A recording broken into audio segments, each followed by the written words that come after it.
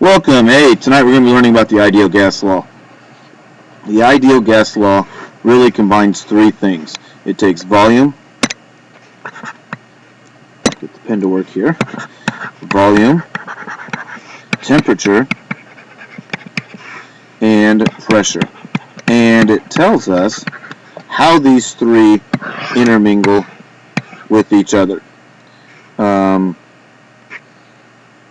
And the relationship. So let's get into it here. Gas expansion. Well, here's what I want you to understand. Let's say we take a balloon, and we take this balloon and we stick it in the freezer. Well, what's going to happen? Well, it's going to get smaller. The reason it gets smaller is because the temperature decreases. Its volume, because the temperature has gone down, the volume has to go down for the pressure to stay the same. Likewise, take an inner tube, throw it out in the sun. Take a gas tank, throw it out in the sun on a hot sunny day. It's going to balloon and get bigger. Well, why? Because the temperature increased. So just the opposite of before, when the temperature went down, the volume went down. Now the temperature has gone up, the volume has to go up. Why? So that pressure can stay the same. At constant pressure, which is what we just talked about, so that we have constant pressure, if the volume of the gas is going to be approximately proportional to its Kelvin temperature. So in Kelvin degrees, or in Kelvin measuring tool, if the temperature increases by 50%, then the volume will have to increase by 50%. If the temperature decreases by 25%, then the volume would have to decrease by 25%. And this is all while maintaining constant pressure inside the container, or whatever the gas is in.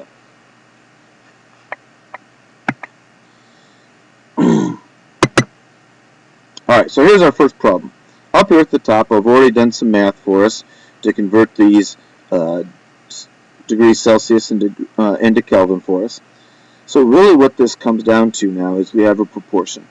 And what that proportion states is we can take the volume of what the air was originally. And we have this hydraulic cylinder that had 350 cubic centimeters of space in it, or volume. That was at 293 Kelvin. Remember, we have to be in Kelvin. We kind of talked about that a day ago or so. Is equal to this new volume, which we don't know. And the temperature now has been increased to 403 Kelvin.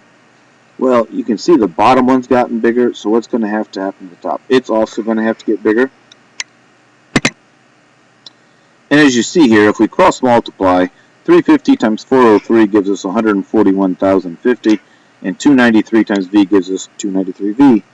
If we divide both sides by 293, the volume in this case turns out to be 481.4 cubic centimeters.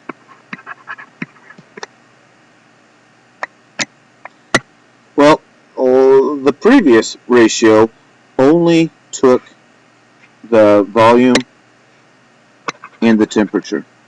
And we said that was if we had constant pressure. But how about if we use and include pressure? Well, what that does here for us then is we change the equation like this. And this still means that as the temperature increases, the pressure is going to increase. Or as the pressure would increase, the volume would have to increase. Or, as we said earlier, if the volume increases, then the temperature will also have to increase along with it. So, in these things, the ideal gas law manipulates these three factors, and if only two are being manipulated, the third one has to be constant. And that's what I was trying to get to there. If you want to talk about just pressure and volume, then temperature has to be the same in both situations. If you want to talk about pressure and temperature, then the volume has to be the same in both situations. And the third one as well. There's three items we have to watch for. First of all, make sure that you're doing everything in kelvins. That's very important. As we talked about, it's important to have a common scale to measure everything from. Gas can't be added or lost from a sample. If we're talking about it, has to be in a contained container. And then the last thing I want you to write down, I'm going to give you a few seconds here to definitely get that down, is gauge pressure is 1 atmosphere less than actual. And what that means, it only reads above or below 0. That right there is going to be 1 atmosphere of pressure. So for example, if it said that there was 1 atmosphere of pressure, there's really 2 atmospheres because it's already got the 1 atmosphere acting on it and we've zeroed it at that. It's like putting a 1 kilogram mass on a scale and then zeroing it so that it's reading 0. Well, it's already got 1 kilogram measured on it. It's the same thing with pressure. We have 1 atmosphere of pressure pushing down on us, but we're kind of like zeroed to that because we don't know any different. So a gauge is automatically set like that, but it realistically actually already has 1 atmosphere of pressure on it. And 1 atmosphere is equal to 101,325 pascals. That PA stands for pascals. Alright, what I've gone through here is taken the problem, and up here in the top right hand corner I've already made my list of all of my data. So now it really just turns into a simple algebra problem. What's going to happen is we've got this container of 380 cubic centimeters of gas at 1 atmosphere of pressure and 20 degrees Celsius, which is 293 Kelvin. If it's expanded to a volume of 120 centimeters cubic, it's not really expanded, it's probably not a very good verb to use there, it's been compressed, and the pressure then, it goes to this new volume because of this pressure that has increased from 1.5 up to 4.6 atmospheres. What's going to happen to the temperature? Well, pressure 1 is 1.5. The volume is 380.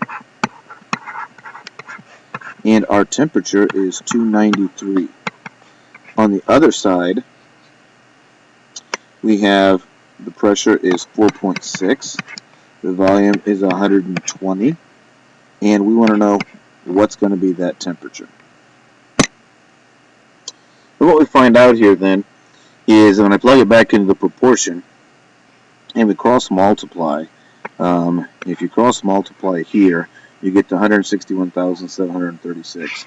1.5 times 380 times T gives me the 570 T. Temperature turns out to be 283.8 Kelvin or 10.8 degrees Celsius. Alright, here's another example of this. Let's give you a chance to work this out yourselves. As I'm looking through here, one of the couple things you're going to have to convert is kilopascals and liters up here.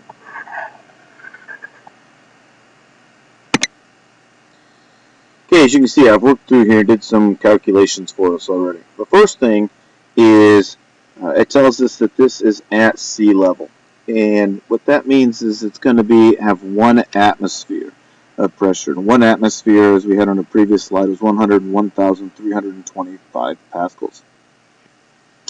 I filled in the rest of the information they gave us. 35,000 pascals was 35,000, or 35 kilopascals was 35,000. I plugged them into the equation, cross-multiplied, solved it like a proportion, and we got a volume of 1,101 liters. Alright, size of sample. We can write the ideal gas law as the pressure times the volume over the temperature is going to be equal to a constant. And what I want you to understand is one of the things we said when there was things to remember was item number 2. And if we go back and real quickly look at number 2 was gas must not be added or lost from a sample.